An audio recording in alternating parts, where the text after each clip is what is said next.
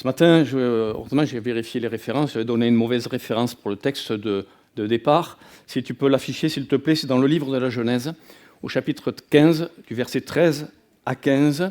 Voici ce qu'il est dit. « Et l'Éternel dit à Abraham, « Sache que tes descendants seront étrangers dans un pays qui ne sera point à eux. Ils y seront asservis, et on les opprimera pendant 400 ans. Mais je jugerai la nation à laquelle ils seront asservis, et ils sortiront ensuite avec de grandes richesses. Toi, tu iras en paix vers tes pères, tu seras enterré après une heureuse vieillesse. À la 4e génération, ils reviendront ici, car l'iniquité des Amoréens n'est pas encore à son comble. »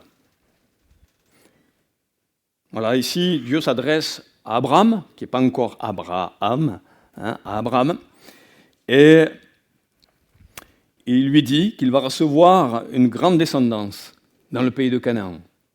Il lui fait une promesse. Dieu lui révèle que cette promesse va s'accomplir. Tu peux laisser le passage, s'il te plaît. Cette promesse va s'accomplir combien de temps après ?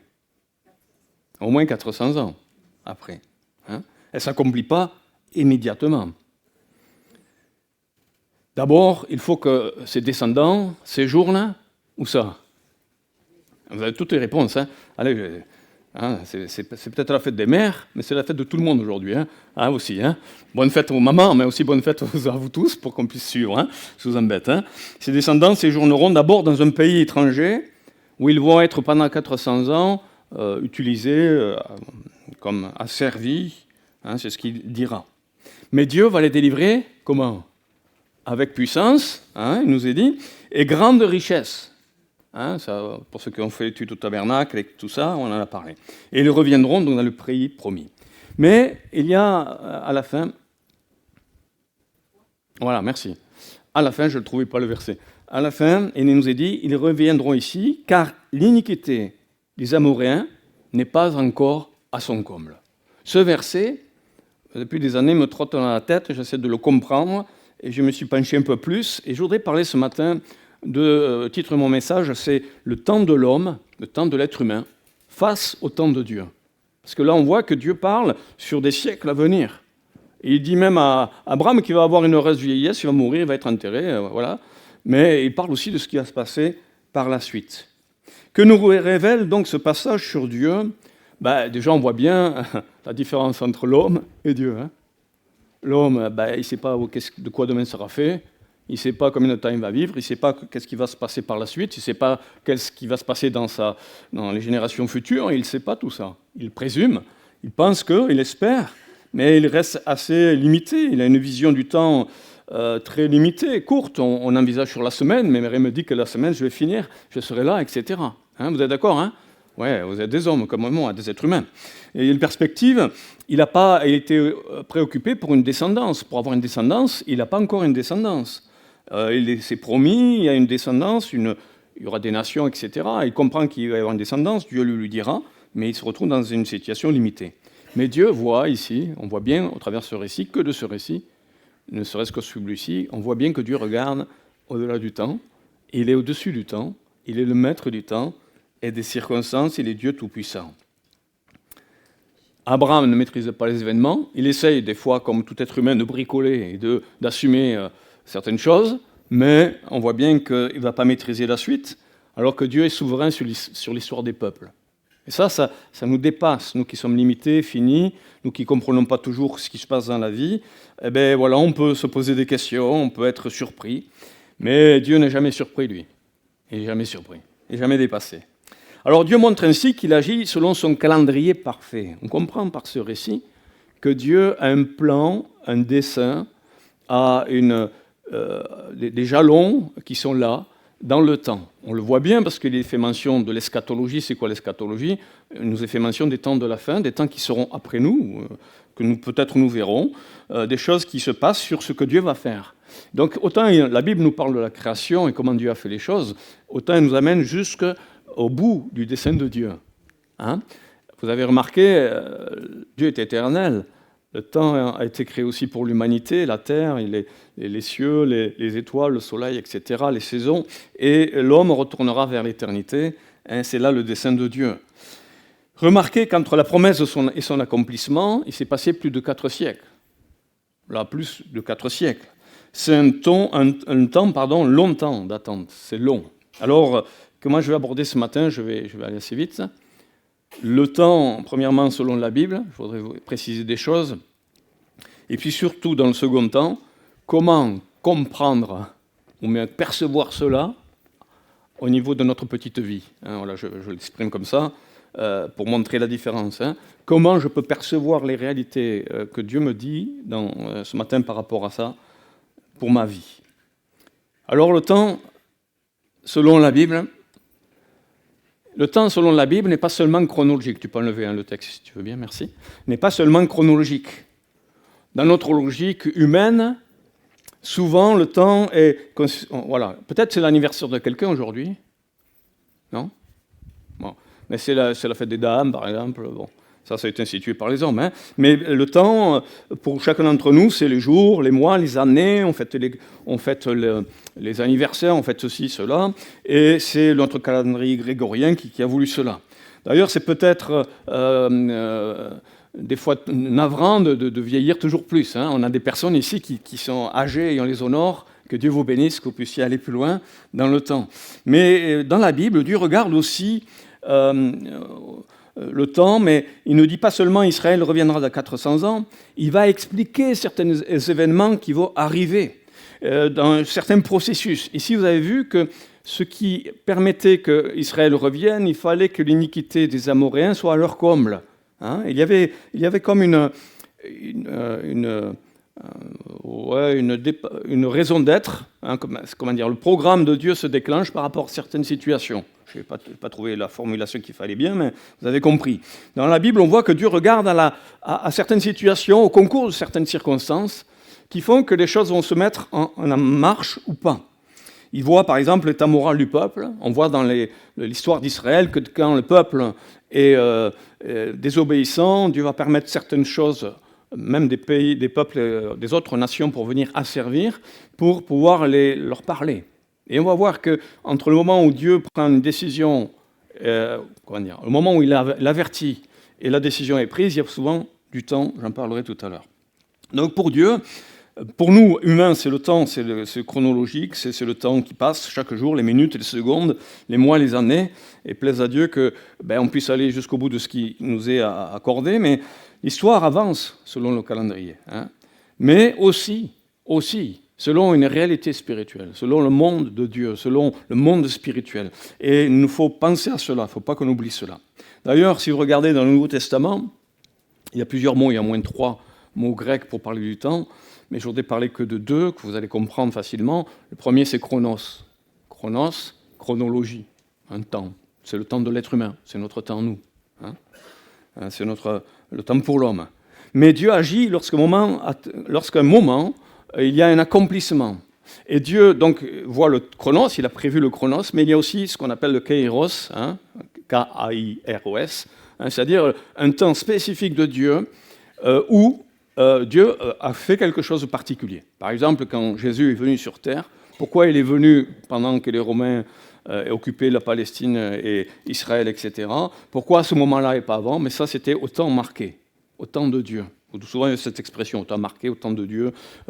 D'autres versions disent autre chose, mais vous regarderez, c'est le kairos. Hein. Pourquoi? Parce que Dieu attend qu'il y ait une certaine réalité qui atteigne son plein développement. Ici, dans le récit qu'on vient de voir, on voit bien que il fallait que les Amoréens, l'iniquité des Amoréens, n'est pas encore à son comble. Donc on comprend que Dieu n'agit pas toujours immédiatement, même lorsqu'il voit déjà le mal. Il a vu l'iniquité des Amoréens, dites-moi, il le dit même ce qui va se passer. Il le voit. Il aurait pu agir de suite. Et j'aimerais ouvrir notre esprit là-dessus. Souvent, on essaie de plaquer les réalités de Dieu et on l'amène à notre dimension et on veut le faire réagir vite, etc., etc. Mais on voit que dans la Bible, Dieu ne se laisse pas toujours impressionner par les intentions des hommes. Au contraire, il va toujours agir selon son souhait. Alors je ne dis pas ça pour qu'on ne demande rien à Dieu, pour qu'on ne prie pas, pour qu'on ne dise pas quelque chose. Hein. Il dit demandez, vous recevez, frappez, etc. Hein, je dis cela pour dire aussi, considérons cela. Ne soyons pas étroits et en considérant qu'un aspect. Je vous donne un exemple. Jonas. Vous connaissez le livre de Jonas. Hein, vous savez qu'il a été à reculons, même un drôle de voyage pour aller, où ça ? À Ninive. Et vous savez qu'il doit avertir les Ninivites de se repentir. Et, manque de peau, ils se sont tous repentis. J'exagère là. Mais Jonas aurait exercé son ministère, on considère, vers les 760-780 avant Jésus-Christ. Et Ninive sera détruite, parce que les Ninivites se sont repentis, mais la génération suivante, ça n'a pas été le cas, sera détruite à peu près 150 ans après. Dieu avertit, et Dieu a averti au fil des siècles, parce qu'il y a des gens qui ont la dent dure quant à la Bible, ils disent que Dieu est un Dieu dur, l'Ancien Testament c'est terrible, Dieu tue tout le monde, il juge tout le monde, etc., etc. Mais quand vous plongez les regards un peu plus profondément, et vous sortez des clichés qu'on entend, qui sont assez faciles à prononcer, mais pas du tout étayés, on s'aperçoit qu'il disait des choses fausses. Hein ? Je vous donne un autre exemple. Vous savez que le royaume de Juda, ils vont être exilés à Babylone.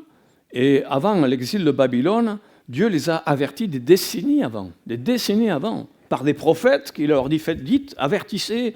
Et ils disent, ils viennent, ils disent, mais ça ne change rien. Dieu, à un moment donné, il prend acte et il va mettre son kairos en route.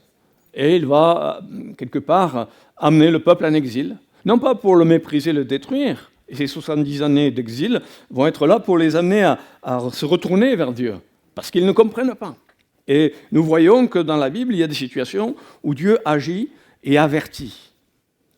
Donc ça, c'est Dieu laisse le temps au peuple et aux hommes, Dieu laisse le temps au peuple, aux hommes, et il permet des situations pour réfléchir. Et ça, c'est l'amour de Dieu. Ça va, vous êtes avec moi, pas trop compliqué ? C'est pas grave, sinon. Donc le temps biblique est souvent lié à une préparation. Pourquoi il laisse 4 siècles en Égypte ? On ne peut pas répondre à toutes ces questions.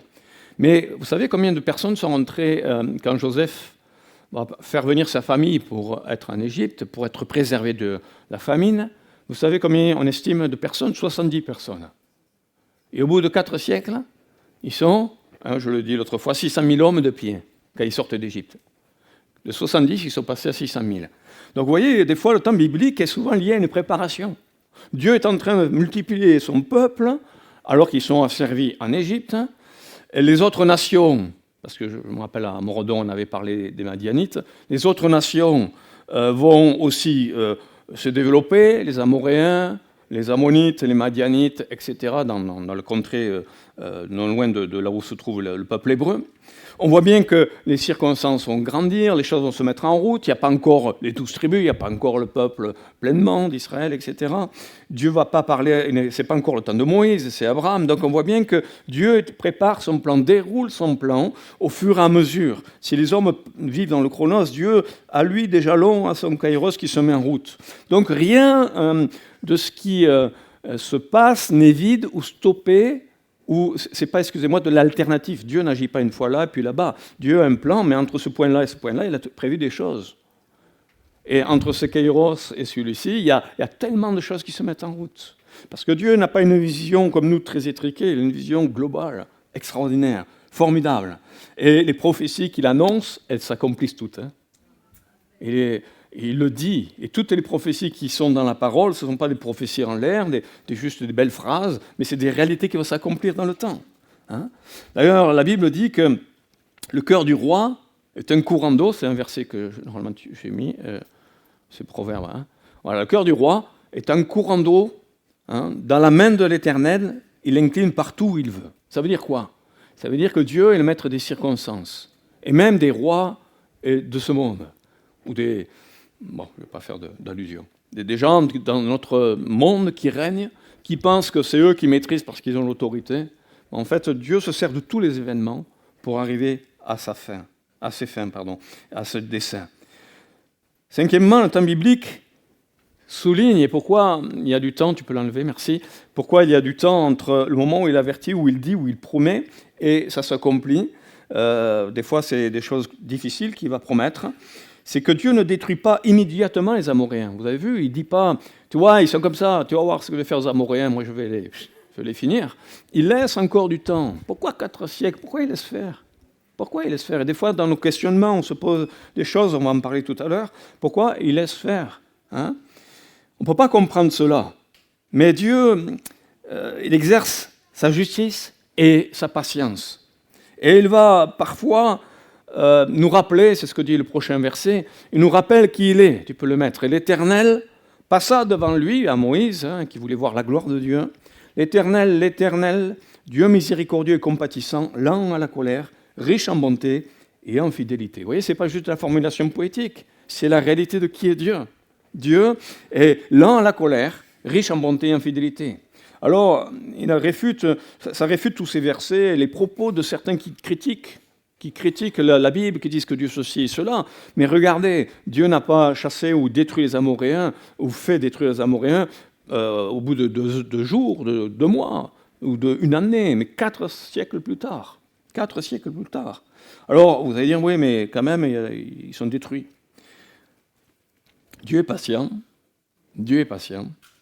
mais son jugement est véritable. Il est réfléchi, il est juste, il est au bon moment. La Bible ne dit pas que Dieu est juste amour. La Bible dit qu'il est amour, mais il est aussi justice. Et on sait très bien qu'il y aura des temps où la justice de Dieu va se manifester d'une manière bien plus impressionnante que ce que l'on peut percevoir parfois ou voir dans la Bible. Mais cet amour qu'il a pour nous, cette longanimité, moi, ça me bouleverse. Moi, ça me touche. Je ne sais pas si vous avez pensé, quand vous pensez à votre vie, si vous ne dites pas « Qu'est-ce que tu es patient avec moi, Seigneur ?» Est-ce que quelqu'un l'a pensé ici? Ouais. Je pense que tous. Hein. Quand on se regarde, on se dit oh.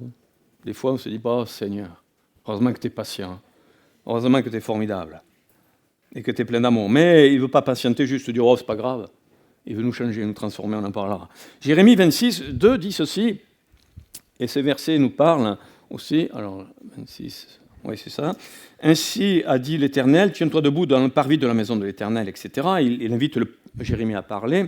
Et puis, il nous est dit au verset 3, attends, c'est pas ce verset, vas-y, descends. Voilà.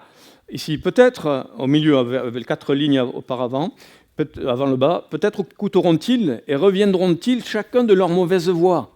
Alors je me repentirai, alors littéralement Dieu ne se repent pas, mais je regretterai ma décision, je me repentirai du mal que j'avais pensé leur faire à cause, tu peux continuer, à cause de la malice de leurs actions. Hein, voilà, à cause de la malice de leurs actions. Vous voyez, on voit que Dieu avertit au travers du prophète, il dit, va leur dire ça.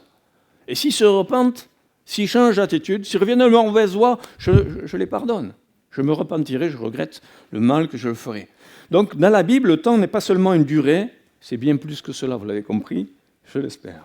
Alors, tu peux l'enlever, on va aller sur comment comprendre cela à l'échelle de notre petite vie. Comment vivre ces choses, comment comprendre et, je dirais, collaborer dans notre chronos avec les kairos de Dieu. Hein. Première chose que vous savez, c'est qu'on on réagit souvent dans l'urgence ou l'immédiateté. On est toujours, surtout dans le monde dans lequel on vit, où il faut toujours aller très très vite. Hein. Nous voulons que les choses changent vite.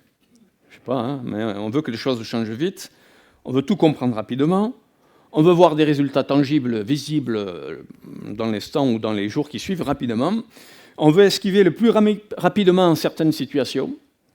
Le plus rapidement, on essaie d'éviter des choses, et c'est normal, c'est notre peut-être manière de survivre.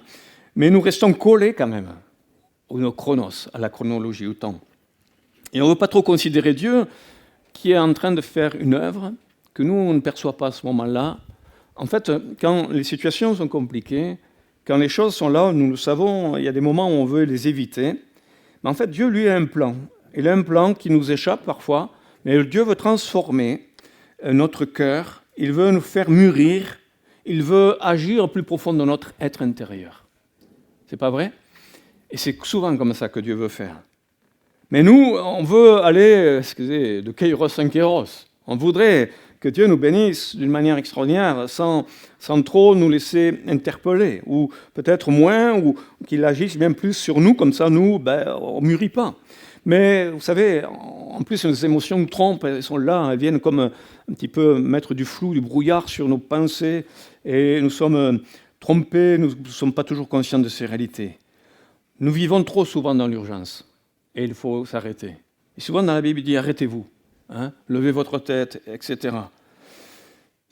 Comment vivre ces choses? Il nous faut comprendre que dans nos vies, il y a des prises de conscience progressives. C'est-à-dire que si Dieu s'est révélé à nous, nous avons été conscients spirituellement que Christ est mort pour nos vies, nous sommes donnés à lui, nous avons été transformés nous sommes repentis, nous avons été changés, le poids de nos péchés, le fardeau de nos péchés, une culpabilité est partie parce que Dieu a permis que Jésus puisse le porter à notre place. Nous sommes appelés enfants de Dieu, c'est formidable, c'est extraordinaire, ça se passe d'une manière formidable. Mais voilà, maintenant on est dans une marche avec lui au quotidien, et dans une sanctification progressive, dans une transformation, dans un changement dans le temps.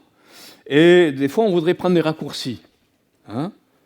On veut éviter ce temps d'attente, ce temps où le kairos de Dieu n'est pas comme évident. Alors on se dit, mais pourquoi je ne progresse pas plus que ça? Qu'est-ce qui se passe? Est-ce que Dieu m'a abandonné? Dieu ne t'a pas abandonné, il n'abandonne personne. Mais c'est toi qui, dans tes sentiments ou dans ta manière de percevoir, conçois que Dieu doit faire comme ça. Et lui, il dit, mais je te laisse agir. Change, sois transformé, communie avec moi. Et dans cette attente de transformation, on est tenté de prendre des décisions pseudo-spirituelles. Alors permettez-moi, j'ai fait une liste, parce que je me dis, sois concret. Je vais essayer de faire une liste de situations où j'ai vécu, ou peut-être j'ai vu des choses qui se sont passées. Aucune ressemblance, j'espère, avec qui que ce soit. On verra tout à l'heure. Par exemple, je peux me sentir au milieu d'une foule, très seul, parce que je suis seul ou seule. Et je voudrais que ça change. Je voudrais peut-être aller plus loin et vivre autrement. Dieu voudrait, lui, peut-être que pendant ce temps, j'apprenne à construire un peu plus, j'affermisse mon identité. Je mets des mots, je lis ce que j'ai mis parce que j'essaie d'être prudent. Peut-être parce que j'ai besoin de quelqu'un, parce que j'ai besoin des blessures qui sont en moi, qui sont là, et j'ai pas, en parlant avec quelqu'un, peut-être ça serait bien. Donc si j'avais quelqu'un vis-à-vis, ça pourrait être formidable, etc. Mais il y a quelque chose qui se passe ici, c'est qu'on peut chercher précipitamment une relation à tout prix, parce que je ne me sens pas bien, et je pense que dans ma tête, c'est parce que je dois être avec quelqu'un. Je dois me marier, je dois faire ceci, je dois faire cela. Et je pense à personne ici, d'accord, ne prenez pas mal ce que je veux dire. Et je peux être tenté de chercher précipitamment une relation, en affirmant en plus, Dieu m'a dit que c'était telle personne. Moi, je vous assure, soyez prudents, parce que ça joue des tours. Pas Dieu, mais c'est pas Dieu qui joue des tours, mais c'est nos sentiments qui nous jouent des tours des fois. Donc, vous voyez, peut-être tu es seul. Effectivement, c'est difficile, et c'est normal, c'est dans le sens, tu es constitué normalement. Mais ce temps qui est là, ne le prends pas comme un temps de découragement, un temps de désolation, et un temps où tu dois à tout prix trouver une solution à la force de ton poignet. Mais peut-être Dieu veut t'apprendre et veut affermir ton identité. Dieu veut te donner de la force. Dieu veut te donner peut-être d'être rééquilibré spirituellement, parce que peut-être il y a des blessures de ton passé qui ont besoin d'être restaurées. Il y a des choses qui sont là. Et je crois que Dieu veut et travaille. Ne pense pas que le chronos de Dieu, le chronos que tu as, ton temps, il ne sert à rien et tu perds du temps et je vis de plus en plus, donc je vais pas... Non, ne pense pas comme ça. Si tu penses comme ça, tu vas certainement être tenté par diverses manières de trouver des échappatoires pseudo-spirituels. Mais Dieu a un plan. Dieu a un plan pour toi. Je prends un autre exemple, allez, parce que je ne vais pas mettre pression. Je prends un exemple. Dans l'Église. Il y a des tensions des fois. Pas vrai? Non, ne dites rien. Pas vous. Mais nous, les pasteurs, c'est pas toujours facile. Et voilà, et on peut souffrir de certaines situations, d'injustice, d'incompréhension, de mal-être, je sais pas moi, de paroles équivoques, quiproquos, ou même de paroles dures, d'accusations, etc. Et on peut se sentir malheureux. Et Et alors, l'échappatoire pseudo-spirituel, ce serait celle-ci, c'est de penser que je peux changer d'église parce que ça, au moins je serai tranquille. Ah ouais, au moins je serai tranquille. Je ne sais pas si je dois parler, mais vendredi soir, il y avait des personnes ici qui sont parties d'ici. Et quand je les ai revues, elles étaient presque à pleurer là, et à dire des choses, certaines personnes d'entre elles. Mais moi, j'ai dit, franchement, je ne suis pas blessé. J'étais blessé dans le sens de peur que vous perdiez la foi. J'ai peur. Mais vous êtes dans une autre église, ce n'est pas un problème. Et ces personnes se culpabilisaient beaucoup. Hein. Mais pour moi, du moment qu'on part en paix, ce n'est pas le problème. Le problème, serait de partir pour éviter d'affronter des problématiques, des demandes de pardon, peut-être apprendre à discerner la maturité relationnelle. On a besoin d'aller plus loin dans les relations humaines. Il y aurait des choses à dire. J'en ai 6 ou 7 exemples, j'en prends un dernier. Non, je n'en prends pas. On continue. Parce que j'ai peur de plomber l'ambiance. Dieu regarde au-delà de notre demande immédiate. Il poursuit son œuvre. Il poursuit son œuvre. Dieu veut travailler mon caractère, nos motivations, mes motivations, ta manière de voir, ta manière je dirais, il te forme, il a ce dessein de transformer, il est ce divin potier qui pétrit ta vie. Oui, notre vie paraît petite, courte, mais Dieu voit toute notre vie, mes amis. Dieu voit toute notre vie. Et lui, il a plein de projets dans nos vies, mais nous, on ne le comprend pas. Regardez, allez, un petit exemple biblique. Regardez, Joseph, dans la Genèse, il a eu 2 visions, vous vous rappelez, 2 songes, visions, qu'il va expliquer à sa famille. Tout le monde aurait dû applaudir. Tout le monde y a jeté des pierres. En parole, et on l'a frappé, j'allais dire tabassé, mais on l'a mis, et on l'a vendu comme esclave. Hein. Son chronos, son temps, lui, ça a été de l'injustice, ça a été la prison, ça a été l'oubli du chef, l'oubli de l'échanson, pardon, hein, qui lui a dit « Ah, moi, je me rappellerai de toi, mais tu parles. Hein. » Et il a eu une souffrance prolongée. Mais vous avez vu ce qu'il a fait? Il ne s'est pas révolté contre Dieu. Il n'est pas tombé dans l'amertume. Il n'a pas essayé de s'échapper, comme certains films, de prison. Hein. Il n'a pas cherché des raccourcis, des compromis. Il a toujours été fidèle à Dieu. Et au temps opportun, c'est-à-dire 13 ans après, Dieu, là, lui a permis, voilà. À son Kairos, c'est arrivé que 13 ans après, mes amis. 13 ans après. Vous allez me dire, oh, il nous décourage aujourd'hui. Mais son caractère, pendant ces 13 ans, c'est pas endurci, il n'est pas devenu amer, il n'est pas devenu méprisant à l'égard de Dieu en disant « mais il m'a abandonné, qu'est-ce que c'est cette histoire hein ?» Mais son discernement va grandir. Il va être on voit bien, la Bible dira pour Joseph, l'Éternel était avec Joseph, hein, était avec lui. Sa capacité à gérer va se former. Il va être à la maison de Potiphar, il va être considéré comme intendant. Et ça semblait sortir du lot, puis paf, il se retrouve par terre. Donc on voit bien que le chronos, c'est des fois dur, c'est des fois compliqué, mais c'est jamais, sans raison ou sans accomplissement derrière. Regardez David. Le roi David. Qu'est-ce qu'il était comme métier? Qu'est-ce qu'il faisait comme métier?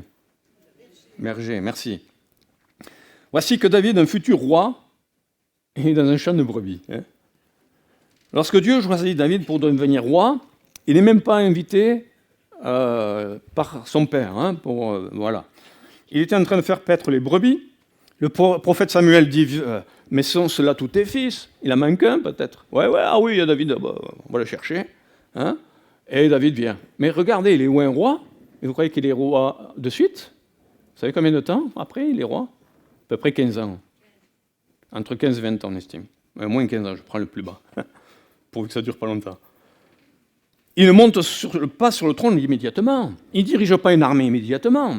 Il n'est pas celui qui va agir de suite. Il va retourner garder les brebis. Et il n'est même pas en âge d'aller à la guerre. Parce qu'après, il va aller vers Goliath et il amène juste de quoi manger à ses frères. Hein. Humainement, ça paraît incompréhensible. Et nous tous, quand nous avons donné notre cœur au Seigneur, ce qui se passe, c'est qu'on croit que Dieu va de suite faire ça, pour nous. Et alors, on y va, oui, Seigneur, alléluia, alléluia. Ouais, alléluia, et puis ça dure, et puis 3 mois après, et puis 4 mois après, tu dis, mais j'ai pas trop compris. Ben oui, il y a le kairos de Dieu, mais aussi le chronos. Et pendant ce chronos, il veut que tu développes ta fidélité à Dieu. Ne cherche pas à à avancer l'histoire de ta vie, cherche à être vraiment au moment où il le faut dans ta vie, c'est-à-dire dans cette communion avec le Seigneur. David aurait pu penser, si Dieu m'a choisi comme roi, pourquoi suis-je encore dans les champs? C'est pas normal ça, hein? Vous êtes d'accord? Non, vous n'êtes pas d'accord. Vous dites qu'il nous attend virage. Hein? Pourquoi attendre alors que la promesse a déjà été donnée? Hein? Alors qu'est-ce que fait David? Oui, il est dans les champs. Ouais, mais il est fidèle dans les petites choses. Et comme il est fidèle dans les petites choses, il va en avoir des plus grandes par la suite. Hein? On sait aussi qu'il va affronter... Il ne fait pas qu'à moitié dormir dans les champs. Hein? Il affronte quoi donc comme animal? Le lion et l'ours, peut-être même des prédateurs humains, hein, c'est-à-dire des voleurs. Hein? La solitude. Il assume sa responsabilité. Et il travaille. Il est agissant. Il va développer aussi, on sait qu'il joue de la musique, hein, il va certainement louer Dieu, les psaumes, il en a composé plusieurs, et on voit bien que le chant de brebis devient l'école du futur roi. Hein, ce chant, ou ces chants dans lesquels il est, va devenir l'école du futur roi. David aurait pu provoquer un raccourci. Un raccourci. Surtout quand il était à la caverne, là, caché au fond, avec ses collègues. Et puis voici que Saül rentre dans la caverne, il ne sait pas qu'il est là au fond, et il aurait pu... les autres, ils disent... Ah, je le fais comme ça, c'est pas écrit. Hein? Vas-y. C'est le moment, Dieu te le livre. Dieu te le livre, vas-y. Hein? Il aurait eu plusieurs occasions de tuer Saül, pour prendre le trône rapidement. Il avait été où un roi, mince?